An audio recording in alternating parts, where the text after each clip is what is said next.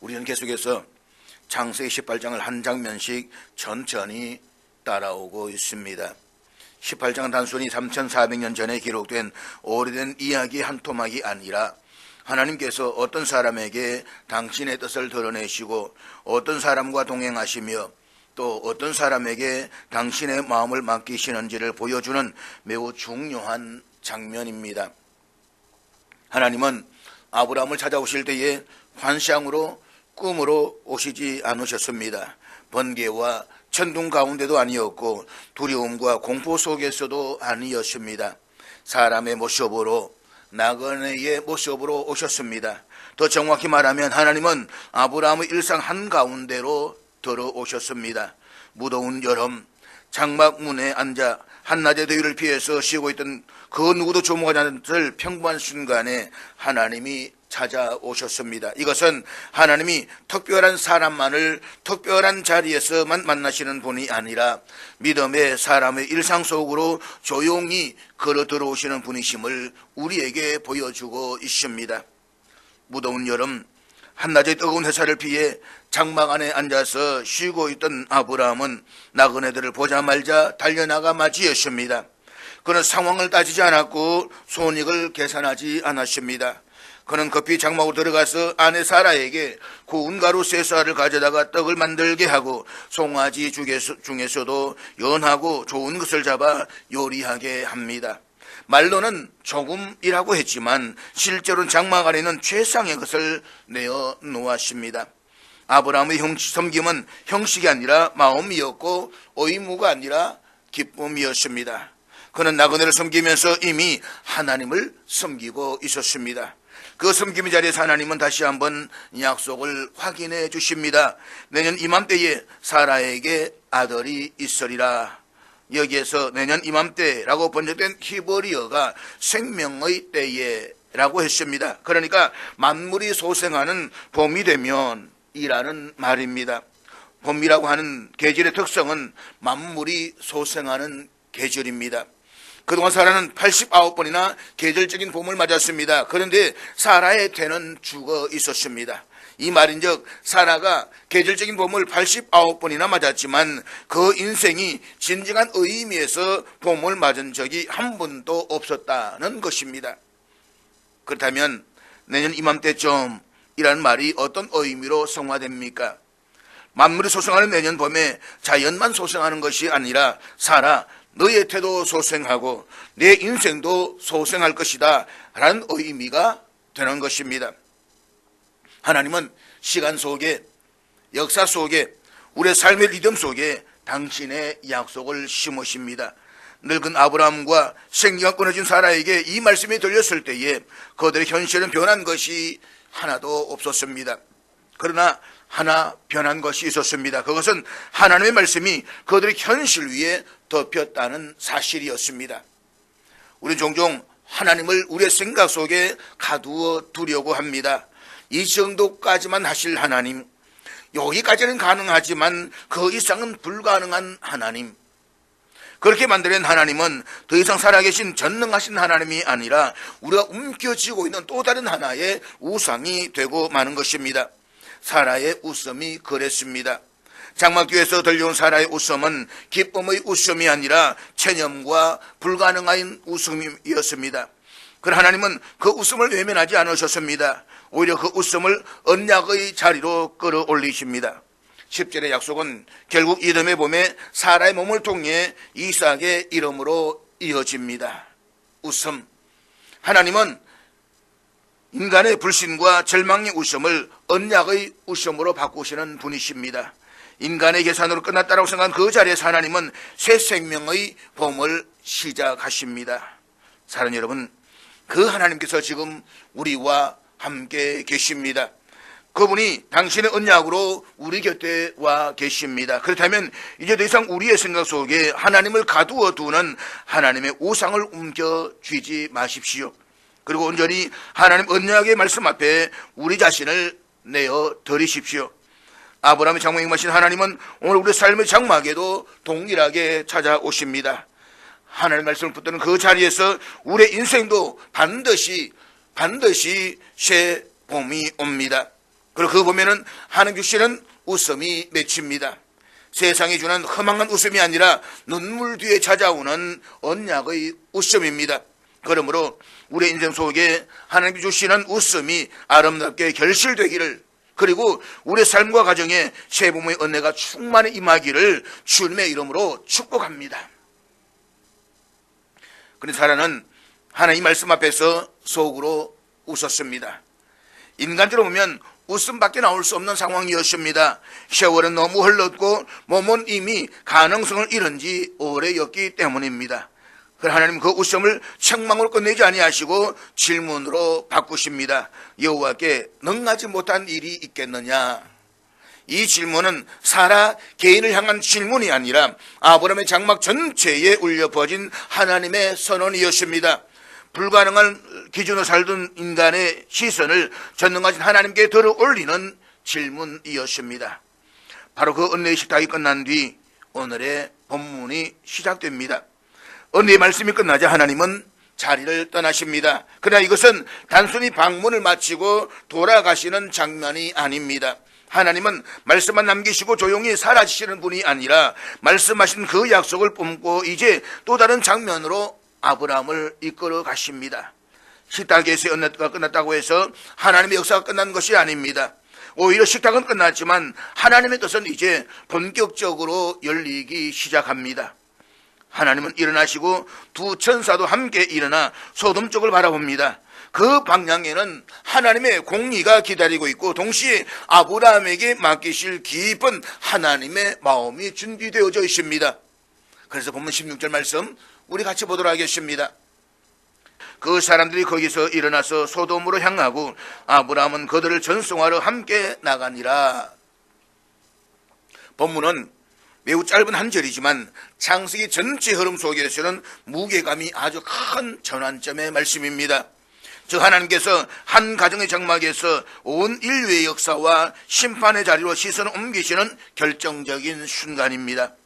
앞선 본문에서 하나님께서는 사라에게 약속의 말씀을 다시 확인시켜 주셨습니다. 웃음으로 반응했던 사라의 마음에 이제 믿음이 새겨집니다. 불가능해 보였던 약속이 하나님 말씀 앞에서 가능성의 문제가 아니라 이제는 신뢰의 문제가 되었기 때문입니다. 하나님은 사라의 내면에 믿음을 각인시키시고 그 장막을 떠나십니다. 그런데 그 다음 행선지가 어디입니까? 소돔입니다. 하나님께서 헤브론에 있는 아브라함의 장막을 떠나 소돔으로 향하신다라고 하는 것은 매우 의도적인 동선입니다. 창세기 18장은 헤브론에 있는 아브라함으로 시작하고 19장은 소돔에 있는 롯으로 이어집니다. 하나님은 의도적으로 두 장소와 두 사람을 대비시키시면서 우리에게 보여주십니다. 같은 혈통, 같은 약속의 출발선에 있었지만 삶의 자리와 선택의 방향이 얼마나 다른 결과를 가져오는지를 보여주시는 것입니다. 근데 여기서 우리가 분명히 붙들어야 할 신앙의 고백이 있습니다. 그것은 하나님은 헤브론만의 하나님은 아니시다라고 하는 것입니다. 하나님은 소돔의 하나님이시기도 합니다. 헤브론의 하나님은 구원의 하나님이시고 소돔의 하나님은 심판의 하나님이십니다. 그러나 이 두 모습은 서로 다른 하나님이 아니라 한 분 하나님의 거룩한 두 얼굴입니다. 우리는 흔히 헤브론의 하나님만을 원합니다. 약속하시고 기다려주시고 웃음을 회복시키시고 장막 가운데 찾아오시는 하나님만을 사랑합니다. 그 하나님 동시에 소돔을 향해 걸어가시는 하나님이십니다. 죄를 외면하지 아니하시고 불의를 그냥 넘기지 아니하시며 반드시 셈하시는 하나님이십니다. 하나님께서 아브라함에게 떠나 소돔을 향하시는 이 장면은 아브라함에게 심판을 보여주심으로써 구원의 무게를 깨닫게 하시는 장면입니다. 그렇습니다. 하나님의 심판을 아는 사람만이 하나님의 구원을 바르게 압니다. 심판을 모르면 은혜는 값싼 위로로 전락하고 맙니다. 심판을 모르면 인간의 욕망을 정당화하는 욕구가 되고 마는 것입니다. 오늘 본문 이전에 사라를 보십시오. 하나님 믿는다고 말하면서도 그 믿음은 여전히 자신의 현실 안에 하나님을 가두어두고 판단하려는 믿음이었습니다. 하나님께서 웃는 사라에게 다시 말씀하시고 그 자리를 떠나 소돔을 향하심으로써 사라는 비로소 하나님이 어떤 분이신지를 배우게 되는 것입니다. 사랑하는 여러분, 죽음을 아는 사람만이 생명의 참된 의미를 압니다. 창세기 4장에서 에노스의 시대의 사람들이 비로소 여호와의 이름을 불렀다라고 했습니다. 그것은 인간이 죽을 수밖에 없는 존재임을 깨달았기 때문입니다. 죽음을 알았기에 생명 하나님을 찾은 것입니다. 그래서 창세기는 죽음의 족보로 시작합니다. 살았더라, 그리고 죽었더라. 그러나 신약의 마태복음은 생명의 족보로 시작합니다. 예수 그리스도 안에서 끊어지지 않는 생명의 계보가 시작된 것입니다. 이처럼 심판을 아는 사람만이 구원의 하나님을 인생의 주인으로 모실 수가 있습니다. 하나님의 셈하심, 하나님의 상주심을 모르는 신앙은 결국 하나님을 내가 통제 가능한 분으로 만들어버리고 맙니다. 그러나 하나님은 우리가 관리하는 대상이 아니라 우리가 그 앞에 서야 할 분이시라는 것입니다. 그다음에 묻습니다. 사랑하는 여러분, 오늘 우리의 삶의 자리는 어디입니까? 헤브론의 장막입니까? 아니면 소돔의 성문 곁입니까? 더 중요한 질문은 이것입니다. 우리는 헤브론의 하나님만 믿고 있지는 않습니까? 소돔을 향해 걸어가시는 하나님의 발걸음 앞에서 여전히 여호와 앞에 서 있는 신앙을 가지고 있습니까? 심판하는 신앙은 두려움으로 끝나지 않습니다. 오히려 그 심판 앞에서 구원의 은혜를 더 붙들게 합니다. 소돔을 향해 가시는 하나님을 바라보면서 아브라함처럼 중부의 자리로 나아가게 합니다. 그리고 그 사람만이 구원의 하나님을 내 인생의 주인으로 모실 수가 있습니다. 본문 17절 말씀입니다. 여호와께서 이러시되 내가 하는 것을 아브라함에게 숨기겠느냐. 아브라함의 장막에 찾아오신 하나님께서 약속의 말씀을 새롭게 확인해 주시고 이제 길을 떠나십니다. 아브라함은 그 하나님을 전송하기 위해서 함께 길을 따라 나섭니다. 그런데 이 짧은 동맹의 길 위에서 하나님은 놀라운 말씀을 하십니다. 내가 하려는 것을 아브라함에게 숨기겠느냐. 우리말 성경에는 내가 하려는 것이라고 해서 흔히 미래형으로 들리지만 히브리 원문 자체는 내가 지금 행하려고 하는 바로 그 일이라고 하는 현재적 뉘앙스가 강하게 드러납니다. 그러니까 하나님은 아직 일어나지 않던 어떤 추상적인 계획을 말씀하고 있는 것이 아니라 지금 이 순간 이미 진행되고 있는 하나님의 역사와 섭리를 아브라함에게 숨기지 않겠다라고 선언하시는 것입니다. 이것은 하나님께서 아브라함을 신뢰하고 사랑하신다는 뜻입니다. 하나님께서 당신의 일하심의 현장 속으로 아브라함을 초대하시는 장면입니다. 하나님은 홀로 일하시고 인간은 결과만 통보받게 하시는 그런 분이 아닙니다. 하나님은 당신의 백성을 당신의 역사 속으로 불러들이시는 분이십니다. 솔직히 우리는 서로에게 너무 많은 것을 숨기면서 살아갑니다. 부모도 자녀에게 다 말하지 않습니다. 자녀들도 부모에게 감추는 것이 많습니다. 형제 간에도 친구 사이에도 심지어 부부 사이에도 말하지 못하는 영역이 있습니다. 왜 그렇습니까? 인간은 완전하지 않기 때문입니다. 부끄러운 것이 있고 떳떳하지 못한 것이 있고 상처와 죄가 있기 때문입니다. 그러나 하나님은 다르십니다. 하나님은 거룩하시고 온전하신 분이십니다. 숨긴 것이 없으십니다. 거리낌이 없으십니다. 그런데 더 놀라운 것은 그런 하나님께서 인간에게 당신의 뜻과 계획을 숨기지 않으신다는 사실입니다. 생각해 보십시오. 어떤 주인이 종에게 모든 계획을 다 밝히겠습니까? 절대로 그렇지 않습니다. 권력과 지위의 차이는 늘 정보의 차이로 유지됩니다. 다시 말해서 권력과 지위는 언제나 정보를 독점합니다. 그런데 하나님께서는 아브라함에게 그리고 아브라함으로 대표되는 믿음의 사람들에게 당신의 뜻을 조금도 감추지 아니하십니다. 이것은 하나님께서 인간을 종으로만 대하지 아니하시고 동역자로 세워주신다는 것입니다. 이것이 바로 하나님 나라의 방식입니다. 하나님께서 아브라함에게 숨기지 않으시는 이유는 단 하나입니다. 사랑하시기 때문입니다. 사랑은 감추지 않습니다. 사랑은 나눕니다. 사랑은 마음을 엽니다. 하나님은 아브라함을 단순히 명령을 수행하는 존재로 부르지 않으셨습니다. 하나님의 마음을 아는 사람, 하나님의 뜻을 함께 품는 사람으로 부르셨습니다. 그래서 하나님은 아브라함에게 당신의 심판의 계획조차 하나도 숨기지 아니하십니다. 소돔과 고모를 향한 하나님의 판단까지도 아브라함에게 말씀하셨습니다. 이것은 아브라함에게 특권을 주신 동시에 책임을 맡기신 것입니다. 잊지 마십시오. 하나님과 함께 하나님의 알게 하심은 기도의 자료 부르심이고 중부의 사명으로의 초대라는 사실을 말입니다. 그 하나님께서 당신의 일을 숨기지 않으신다는 것은 인간을 높여주시는 행위입니다. 이것은 인간을 교만하게 하시는 것이 아니라 우리 인간을 존귀하게 하시는 하나님의 뜻입니다. 하나님은 아브라함을 당신의 뜻을 알고 반응하는 인격적 존재로 대하십니다. 명령만 듣는 존재가 아니라 하나님의 말씀을 듣고 그 하나님의 역사에 참여하는 존재로 세워주십니다. 이것이 믿음의 관계입니다. 믿음은 무조건 따르는 맹목이 아닙니다. 믿음은 하나님의 뜻을 알고 그 뜻 앞에서 순종하며 때로는 눈물로 중보하는 깊은 관계입니다. 중요한 사실은 그 하나님은 오늘도 숨기지 아니하시는 하나님이십니다. 말씀을 통해 성령의 감동을 통해 그리고 시대의 징조를 통해서 당신의 뜻을 우리에게 보여주십니다. 문제는 하나님 숨기시는 가가 아니라 우리가 들으려고 하는가 라고 하는 것입니다. 하나님은 아브라함에게 내가 행하는 것을 숨기지 않겠다라고 말씀하셨습니다. 오늘 우리 동일하게 말씀하십니다.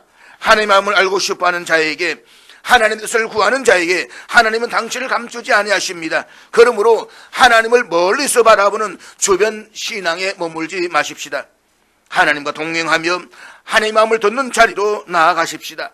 그리하여서 숨기지 않으신 하나님 앞에서 하나님의 뜻을 알고 순종하며 중보자로서는 믿음의 사람으로 살아갈 수 있기를 주님의 이름으로 축복합니다.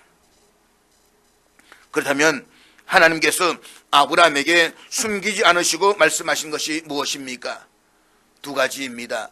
첫째는 아브라함의 장래가 어떻게 될 것인가 라고 하는 것입니다. 본문 18절 말씀입니다. 아브라함은 강대한 나라가 되고 천하 만민은 그로 말미암아 복을 받게 될 것이 아니냐. 이 말씀은 축복의 약속인 동시에 하나님께서 한 사람을 어떻게 쓰시는가에 대한 말씀입니다. 그런데 이 말씀은 하나님께서 창세기 12장에서 갈대아 우르에 있는 아브라함을 부르실 때에 이미 밝히셨던 말씀입니다. 지금 하나님은 소돔을 향해 가는 길 위에 계십니다. 구원의 현장이 아니라 심판의 현장으로 향하는 길입니다. 그런데 하나님은 그 발걸음을 멈추시고 아브라함을 부르십니다. 왜입니까? 아브라함은 단순한 구경꾼이 아니라 하나님 역사에 참여해야 할 사람이기 때문입니다. 그렇기 때문에 하나님은 아브라함의 장래에 대해서 말씀하십니다. 첫째로 하나님께서 아브라함을 강대한 나라의 뿌리로 세우셨다는 것입니다. 본문에서 아브라함은 강대한 나라가 되고 라고 말씀하십니다. 이 말씀은 아브라함 개인의 성공을 말하는 것이 아닙니다. 하나님은 한 사람을 통해서 한 민족을 세우시고 그 민족을 통해서 하나님의 뜻을 세상 가운데에 드러내십니다. 하나님께서 보시는 강함은 군사력이나 경제력이 아니라 하나님과 관계 안에서 세워지는 영적 강함입니다. 그런데 아브라함은 아직 아들이 없습니다. 아직 나라의 그림자도 보이지 않습니다. 그는 이곳저곳을 떠돌아다니는 유목민입니다. 떠내기입니다. 그런데 하나님은 이미 완료형으로 말씀하십니다. 아브라함은 강대한 나라가 되고 하나님의 약속은 환경이 아니라 하나님의 신실하심 위에 서 있다는 것입니다. 믿음의 사람은 보이는 현실보다 하나님의 말씀을 더 실체적으로 붙드는 사람입니다. 둘째, 하나님은 아브라함을 복의 종착지가 아니라 복의 통로로 부르셨습니다. 본문은 분명히 말씀하고 있습니다. 천하 만민은 그로 말미암아 복을 받게 될 것이 아니냐. 보십시오. 천하 만민은 이라고 했습니다. 아브라함은 복을 받게 될 것이냐가 아니라 천하 만민은 그로 말미암아 복을 받게 될 것이 아니냐. 복은 아브라함에게 멈추지 않습니다. 아브라함을 통과해서 흘러가야만 합니다. 하나님은 한 사람을 축복하실 때 언제나 그 사람 너머를 바라보십니다. 그래서 하나님은 아브라함에게 많은 것을 맡기십니다. 축복만이 아니라 책임도 맡기십니다. 복의 사람에게는 복의 책임이 따릅니다. 하나님께서 아브라함에게 소돔의 이야기를 미리 알려주신 이유가 바로 여기에 있습니다. 아브라함은 침묵하는 사람이 아니라 중보하는 사람이 되어야 했기 때문인 것입니다. 실제 하나님은 아브라함을 하나님 뜻을 아는 사람으로 세우셨습니다. 하나님은 당신의 계획을 아무에게나 공유하지 않으십니다. 하나님은 당신의 뜻을 맡길 수 있는 사람에게 말씀하십니다. 아브라함은 하나님의 마음을 아는 사람이었고 그 마음 앞에서 무릎을 꿇을 줄 아는 사람이었습니다. 그래서 그는 소돔을 향해 손가락질하지 않고 소돔을 위해서 기도합니다. 사랑하는 여러분, 하나님의 뜻을 안다는 것은 덕분이지만 동시에 무거운 책임이기도 합니다.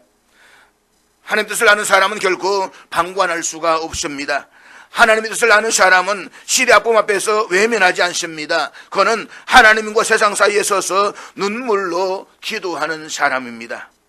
결국 이 말씀은 오늘 우리 교회를 향한 하나님의 질문입니다. 하나님께서 오늘 우리의 교회를 바라보시면서 말씀하십니다. 내가 하려는 일을 너희에게 숨기겠느냐? 하나님 여전히 말씀하시기를 원하십니다. 그러나 말씀을 맡길 교회를 찾고 계십니다. 하나님의 마음을 품고 이 시대를 향해서 중보할 교회를 찾고 계십니다. 그리고 그 사명을 감당할 신실한 하나님의 사람을 찾고 계십니다. 그렇다면 사랑하는 여러분 묻습니다. 오늘 우리의 신앙은 어디에 서 있습니까? 복을 누리는 데서 멈춘 신앙입니까? 아니면 복을 흘려보내는 사람입니까?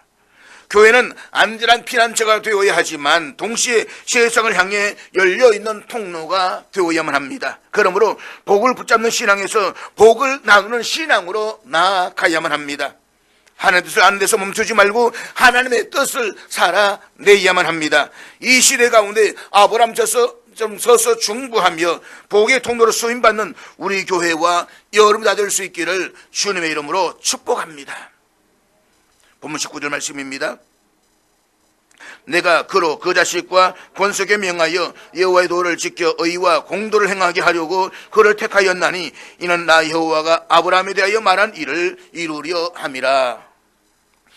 앞절에서 하나님께서 아브라함이 어떻게 될 것을 말씀하신 하나님께서는 본문에서 아브라함을 선택하신 이유를 분명하게 말씀하십니다. 그리고 이 말씀은 아브라함 개인의 신앙을 이야기로 끝나는 말씀이 아니라 오늘 우리를 부르신 하나님의 목적까지 깊이 비추는 말씀입니다. 보십시오. 하나님께서 아브라함을 왜 선택하셨다라고 말씀하십니까? 부유하게 하시려고? 이름을 크게 하시려고? 편안하게 살게 하시려고? 절대로 아닙니다. 하나님의 은혜는 결코 너희들끼리 잘 먹고 잘 살아라 라고 끝나지 않습니다. 사랑하는 여러분, 하나님께서 아브라함에게 믿음이라는 선물을 주시고 믿지도 못할 약속을 주시고 웃음조차 믿지 못하게 했던 그 자리에서 이삭이라는 은혜의 아들을 주신 이유가 무엇입니까? 그것은 아브라함 자신을 위해서가 아니라 그에게 맡겨질 다음 세대를 위해서였습니다. 아브라함 한 사람의 신앙이 가문을 지나 세대를 향해 흘러가도록 하기 위함이었다는 것입니다. 특별히 본문에서 중요한 단어 하나가 있습니다. 명하여라는 말씀입니다. 이것은 제안이나 권면이 아닙니다. 하나님의 뜻을 분명하게 가르치고 분명하게 방향을 제시하는 영적 책임을 의미합니다. 하나님은 아브라함을 가정의 제사장으로 신앙의 교사로 하나님의 뜻을 전하는 대리인으로 세우셨습니다. 하나님은 아브라함을 통로로 사용하셨습니다. 하나님 말씀이 흘러가는 입이 되게 하셨고 하나님 뜻이 전달되는 손이 되게 하셨습니다. 아브라함은 자기 생각을 전하는 사람이 아니라 하나님의 도를 전하는 사람이었습니다. 그의 집과 그의 권속들은 아브라함을 통해서 하나님이 어떤 분이신지를 배우게 된 것입니다. 여기서 하나님께서 요구하시는 삶의 내용이 분명히 드러납니다. 여호와의 도를 지켜 의와 공도를 행하게 하려 함이라. 여기서 여호와의 도는 여호와의 말씀을 가리킵니다. 그리고 의는 정의인데 인간의 생활 가운데서 마땅히 지켜야 할 윤리적 도덕적 기준과 조화를 의미합니다. 그런가 하면 공도는 공의를 말하는데 이는 인간이 마땅히 행해야 할 바른 판단과 다스림이라는 의미로 쓰여졌습니다. 따라서 의와 공도란 인간이 하나님 앞에서 반드시 행해야 할 하나님의 명령으로서 하나님의 피조물이며 하나님의 자녀된 인간이 반드시 지켜야 할 의무를 말하는 것입니다. 하나님의 정의라고 하는 것이 이쪽에서 정의고 저쪽에서는 정의가 하는 것이 아니라 모두에게 통용되는 공의입니다. 하나님께서 우리에게 복을 주시고 우리에게 은혜를 주시고 우리가 강대한 믿음의 백성으로 세워주시는 이유는 하나님의 말씀을 쫓아서 하나님의 정의와 공의를 행하게 하시기 위함이라는 것입니다. 그 이유는 공의와 정의를 행하는 사람만이 사람을 바르게 사랑할 수가 있기 때문입니다. 다시 말해서 사람을 사랑하면 정의와 공의를 지키지 않을 수가 없는 것입니다.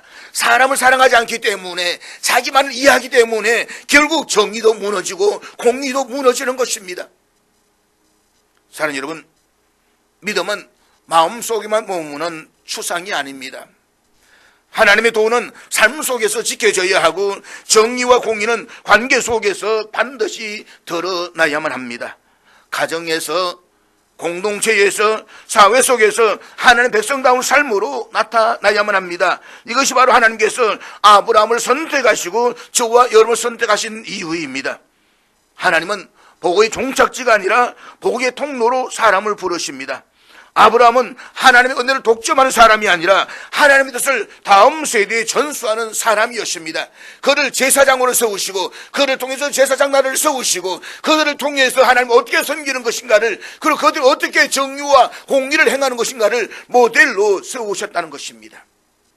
우리가 예수 믿는 이유가 바로 여기에 있습니다. 내가 예수 믿고 하나님의 축복을 받아서 나 혼자 잘 먹고 잘 살고 자자수서 내가 복을 받는 것이 아니라 우리가 정의와 공의를 행함으로 말미암아서 이 땅에 정의를 물같이 흘러가게 하고 공의를 하수같이 흘러가게 함으로써 이 땅이 모두가 잘 사는 나라, 모두가 서로 사랑하는 나라를 세우고 하는 것, 그것이 하나님이 우리를 세우신 이유인 것입니다. 그러면 우리는 어떻습니까? 기독교인 그러면 입만 살아있고 지극히 이기적이고 자기 배만 위하는 사람이라고 그렇게 지금 평가받고 있지 않습니까? 우리가 다 주를 믿는다고 해서 천국 가는 것은 아닙니다. 하나님의 말씀을 쫓아 행하며 정의와 공의를 행할 때에, 그래서 하나님의 영광을 드러낼 때에만 우리는 천국을 바라볼 수가 있는 것입니다. 그런 점에서 가지고 오늘 이 말씀은 우리 자신을 향한 질문이 됩니다. 하나님께서 우리에게 주신 믿음, 가정, 직분, 물질, 자녀들은 어디를 향해서 흐르고 있습니까? 나 하나 편안하게 신앙생활 하라고 주신 것이 아닙니다. 우리의 자녀와 다음 세대가 하나님을 경외하도록 우리의 삶을 통해서 하나님의 의와 공도를 배우도록 주신 것입니다. 잊지 마십시오. 하나님은 오늘도 아브라함을 찾으십니다. 말씀을 가르칠 입을 찾으시고 하나님의 뜻을 실천할 손을 찾으십니다. 그럼 우리는 결단해야만 합니다. 하나님의 은혜를 받은 수혜자로 머물 것인가, 아니면 하나님의 통로로 살아갈 것인가.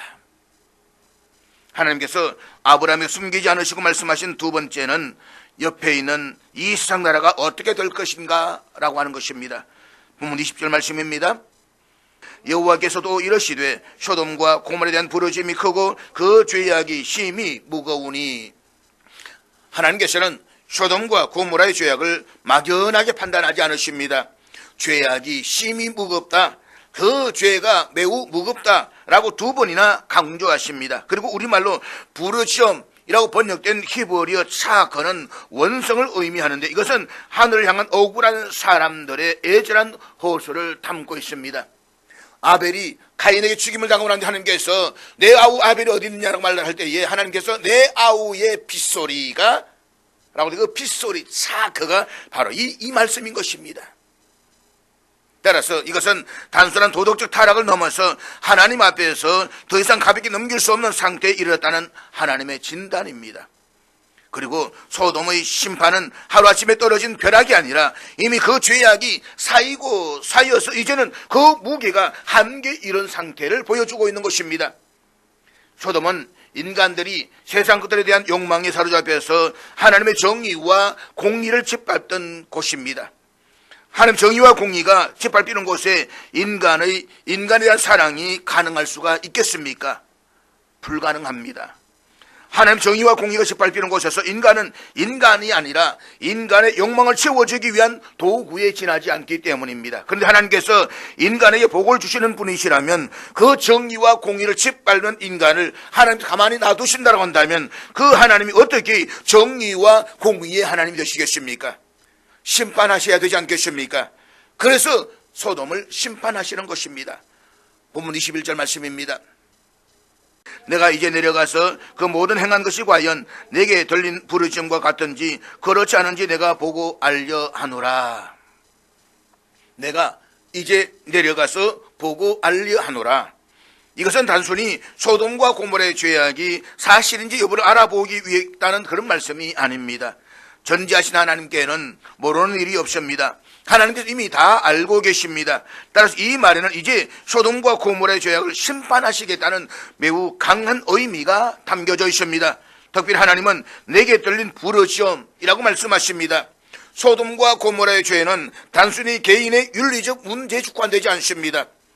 그 도시는 약자가 짓밟히고 정의가 무너지고 인간의 존엄이 철저히 유린되는 곳이었습니다.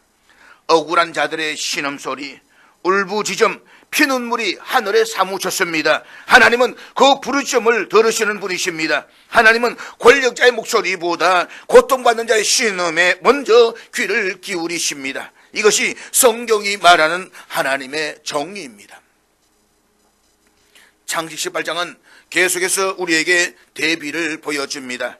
바로 헤브론에 있는 아브라함과 소돔에 있는 롯입니다. 한쪽에는 하나님과 교제하는 사람이 있고 다른 한쪽에는 하나님을 떠난 공동체가 있습니다.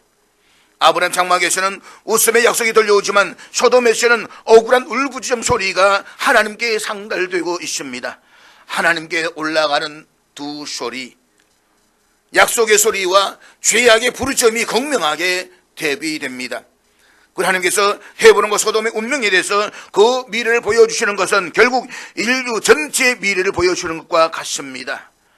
우리는 개인으로만 존재하지 않습니다. 결국은 어느 나라에 속하게 되어져 있습니다. 하나는 헤브론이요, 다른 하나는 소돔과 고모라입니다.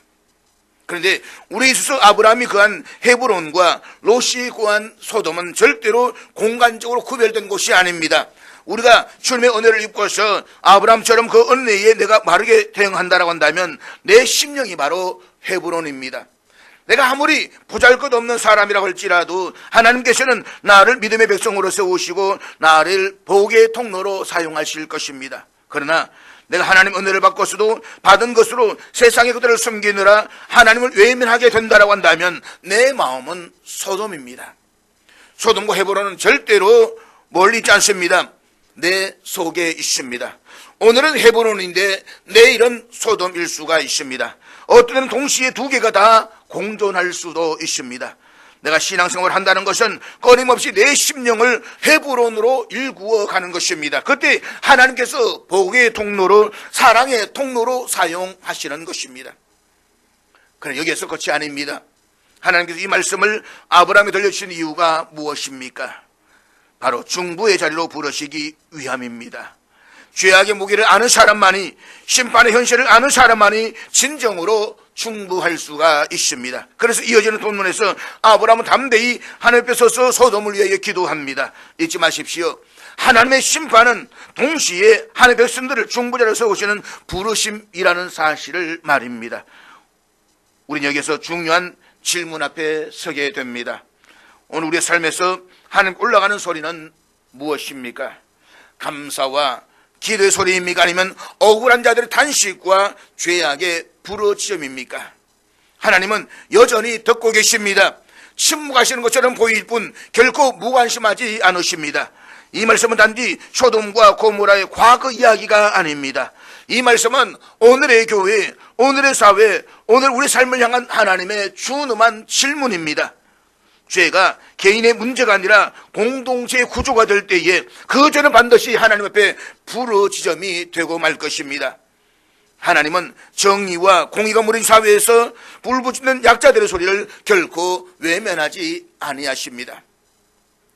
억눌린 이웃의 부르짖음을 통해서 하나님 계속해서 우리에게 말씀하고 계십니다. 그렇다면 문제는 하나입니다. 우리는 듣고 있습니까? 아니면 듣지 않으려 하고 있습니까? 하나님 마음을 알면서도 침묵하는 신앙, 하나님의 뜻을 알면서도 안전한 자리에 머무는 신앙은 더 이상 성경적 신앙이 아닙니다. 하나님이 내려가실 만큼 심각한 세상 한가운데서 교회가 눈을 감고 귀를 막는다고 한다면 누가 하나님의 정의와 공의를 정언하겠습니까? 그럼 우리 시간 우리 모두가 결단하십시다. 아브라함처럼 하나님의 말씀을 아는 자로 살 것인지 아니면 모르는 척하며 신앙의 책임을 회피할 것인지. 아브라함에게 숨기겠느냐? 는 이 하나님의 말씀 앞에서 오늘 우리 교회와 저와 여러분 다시 중보자의 자리로 일어나기를, 세상의 부르심을 끌어안고 하나님 앞에서는 용기 있는 신앙으로 결단하기를 주님의 이름으로 축복합니다.